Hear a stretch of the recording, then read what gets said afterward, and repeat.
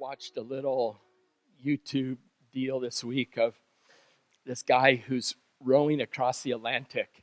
He's like 75 years old, and he's done it before, and he's going on his own, and he's going to row across the Atlantic. And it's like, it takes like 65 days. So this isn't just like something you just do, like over the weekend.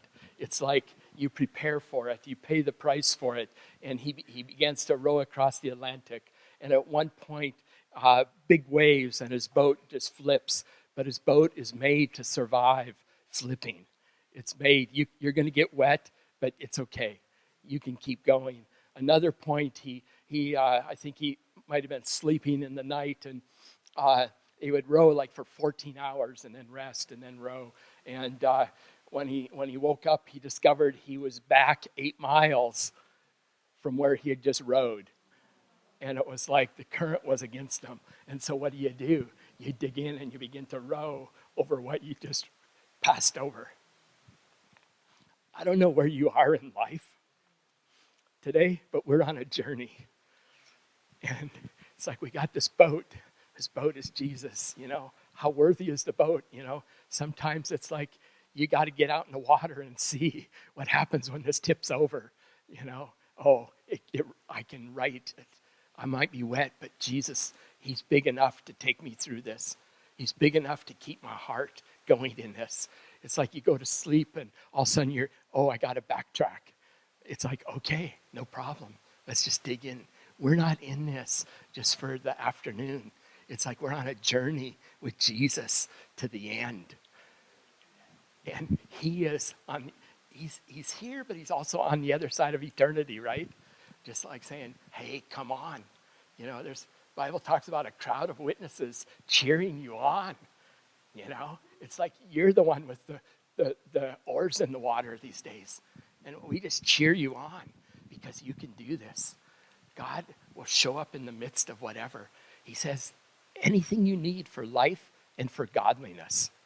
Not just getting through, but what's it look like to get through and be godly? He says, I have those things for you, and I've provided them.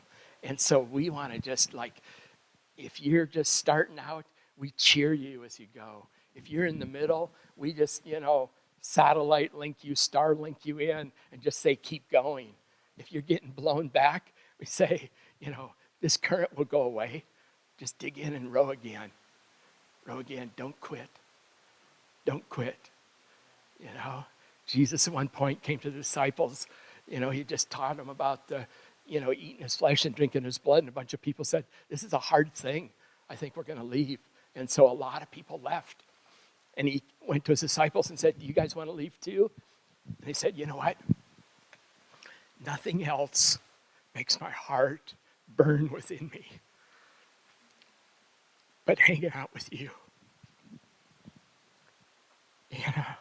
Have you got close enough to Jesus that your heart begins to burn, beyond whatever disappointment, beyond whatever question?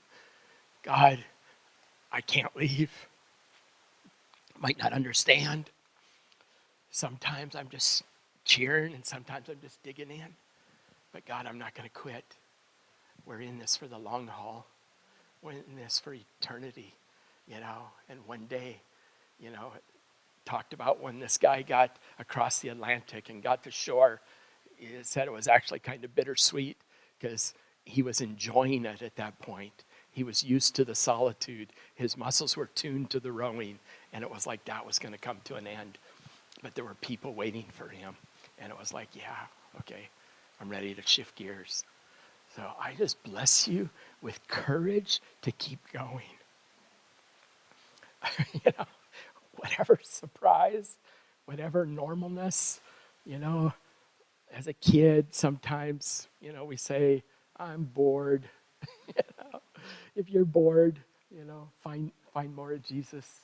If you're just hanging on for all you're worth, keep hanging on, that it's worth it to keep going. Don't give up the prize. And sometimes, it just looks like enduring. Sometimes it just looks like another day, a rainy day. And that's okay. We're in it. So I just bless you with the courage to keep going, whatever you have.